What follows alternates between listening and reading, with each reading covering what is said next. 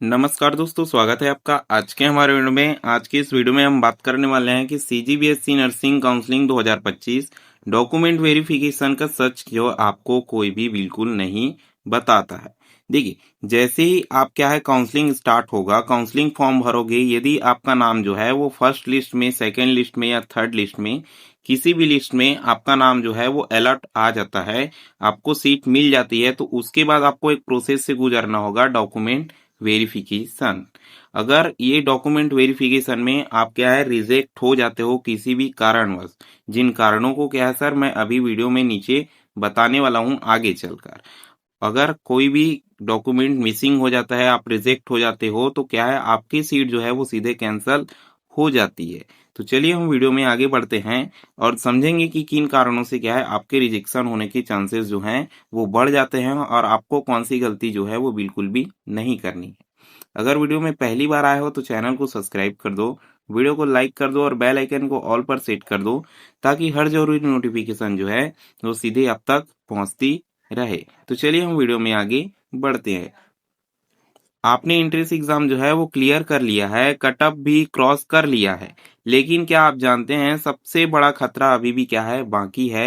हर साल हजारों student counselling तक पहुंचते हैं, लेकिन उनमें से डॉक्यूमेंट वेरिफिकेशन में बहुत सारे जो है वो डॉक्यूमेंट वेरिफिकेशन में रिजेक्ट हो जाते हैं।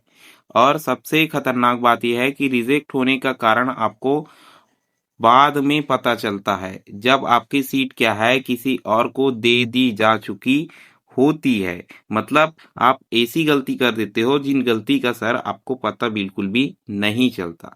सीजीबीएसई नर्सिंग काउंसलिंग 2025 बस शुरू होने वाली है, ठीक है। कुछ दिनों में आपकी काउंसलिंग जो है वो बस स्टार्ट होने वाली है। और अगर आप भी इस बार एडमिशन लेने वाले हो, तो ये वीडियो आपके लिए है। ध्यान रहे, अगर आप बीच में स्किप कर देते हो तो शायद छोटी सी गलती कर दोगे, जिससे सीट हमेशा के लिए आपकी जा सकती है। सबसे पहले हम समझेंगे डॉक्यूमेंट वेरिफिकेशन सबसे बड़ा ट्रैप, ठीक है। बहुत से स्टूडेंट को लगता है काउंसलिंग फॉर्मेलिटी है, लेकिन सच्चाई क्या है? लेकिन सच्चाई ये है कि सबसे ज्यादा स्टूडेंट रिजेक्ट होते हैं डॉक्यूमेंट वेरिफिकेशन के समय। कुछ स्टूडेंट का सर, इनकम सर्टिफिकेट जो होता है वो एक्सपायर्ड निकलता है, ठीक है। इनकम सर्टिफिकेट जो है वो एक्सपायर्ड निकलता है, स्टूडेंट उसी को लेके चले जाते हैं, रिन्यूअल बिल्कुल भी नहीं कराए होते। कास्ट सर्टिफिकेट सही फॉर्मेट में नहीं होता, ठीक है। कास्ट सर्टिफिकेट जो है वो सही फॉर्मेट में नहीं होता। टीसी माइग्रेशन सर्टिफिकेट जो है वो मिसिंग होता है। तो सोचो, अगर एक भी गलती आपसे हो गई तो साल भर की मेहनत सिर्फ एक कागज की वजह से पूरी रिस्क में आप लेना चाहोगे। आपकी सीट जो है वो कैंसिल हो सकती है, सिर्फ एक कागज की कमी से। Step by step document verification के प्रोसेस को हम समझते चलते हैं। अलॉटमेंट लेटर लेकर कॉलेज आपको पहुंचना होगा। इसके बाद हम लास्ट में आपको बताएंगे कि कौन कौन से डॉक्यूमेंट जो हैं वो उनकी नीड होगी, उनकी आवश्यकता होगी आपको अच्छी तरह से काउंसलिंग वेरिफिकेशन कराने में।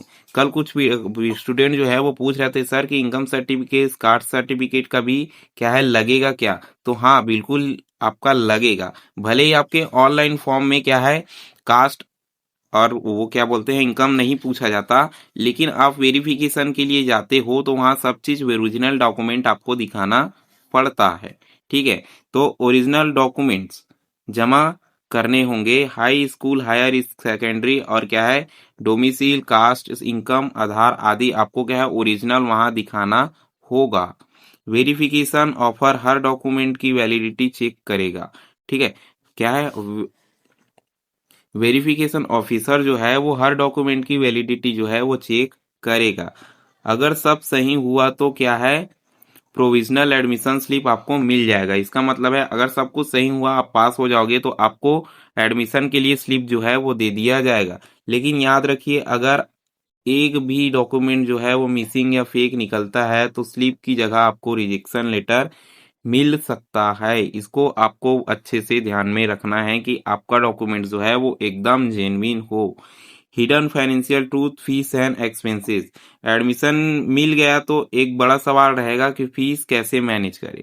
गवर्नमेंट कॉलेज की फीस पहले ही बता चुका हूं कि 20 से 30 हजार रुपए आपकी सालाना हो सकती है। प्राइवेट कॉलेज की फीस क्या है, कॉलेज देख देख कर होती है, किसी में 50-60 हजार पर ईयर हो सकती है, किसी में 1-1.5 लाख रुपए भी हो सकते हैं। ये कॉलेज की फैसिलिटी के ऊपर क्या है, डिपेंड करता है।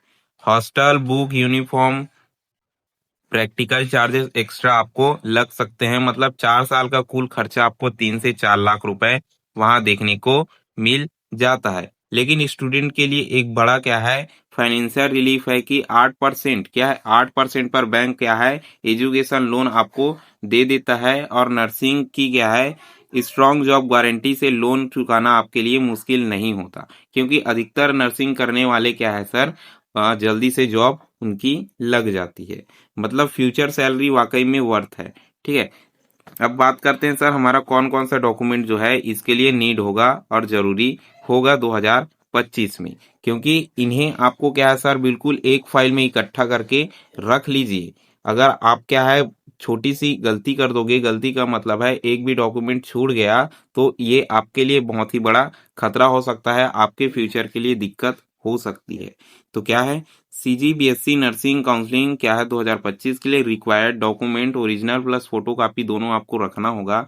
अलॉटमेंट लेटर, ठीक है, अलॉटमेंट लेटर अभी आपके पास नहीं होगा। अलॉटमेंट लेटर कब मिलेगा, जब आपको सीट क्या है मिल जाएगी, तब आपको काउंसलिंग पोर्टल से डाउनलोड करना होगा। ठीक है, अभी आपके पास नहीं होगा। लेकिन एडमिट कार्ड आपके पास होगा, स्कोर कार्ड आपके पास होगा एंट्रेंस एग्जाम का, हाई स्कूल का आपको क्या है मार्कशीट रखना है, हायर सेकेंडरी का मार्कशीट रखना है, ट्रांसफर सर्टिफिकेट टीसी आपके पास होना चाहिए, माइग्रेशन सर्टिफिकेट आपके पास होना चाहिए। साथ ही साथ टीसी में क्या है सर, आपका सीसी भी होना चाहिए। अगर उसमें मेंशन है तो अलग से नहीं लगेगा, अगर मेंशन नहीं है तो अलग से लगता है। सीसी का मतलब होता है सर कैरेक्टर सर्टिफिकेट। ठीक है, डोमिसाइल सर्टिफिकेट लगेगा, आपका स्थायी निवास प्रमाण पत्र लगेगा, कास्ट सर्टिफिकेट लगेगा, अगर आप क्या है SC ST OBC से आते हो, किसी भी रिजर्व कैटेगरी से आते हो। इनकम सर्टिफिकेट आपको लगेगा, यदि स्कॉलरशिप के समय तो आपको लगेगा ही लगेगा।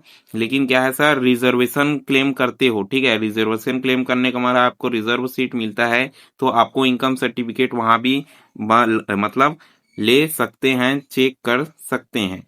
आधार कार्ड आपका बिल्कुल अपडेटेड होना चाहिए, नाम क्या है, नाम एड्रेस सब चीज, फोटो क्या है बिल्कुल अपडेटेड रहना चाहिए, एकदम पुराना वाला नहीं चलेगा।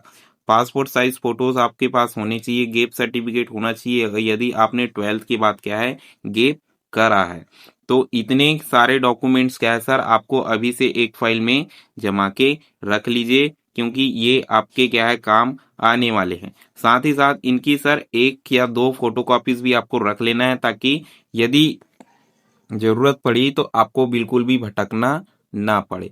यदि आपने क्या है सर एजुकेशन लोन लेने के बारे में सोचा होगा, या एजुकेशन लोन के बारे में आप जानना चाहते हैं, तो पिछली वीडियो में मैंने क्या है बताया था कि आपको एजुकेशन लोन लेकर पढ़ाई करने में क्या है सर ज्यादा फायदेमंद है या डायरेक्ट पेमेंट करके। ठीक है, तो पिछले वीडियो को देख लेना, और अभी तक हमारे चैनल को सब्सक्राइब नहीं किया हो तो सब्सक्राइब कर दो, वीडियो को लाइक कर दो, बेल आइकन को ऑल पर सेट कर दो, ताकि हर जरूरी नोटिफिकेशन जो है वो सीधे आप तक पहुंचती रहे।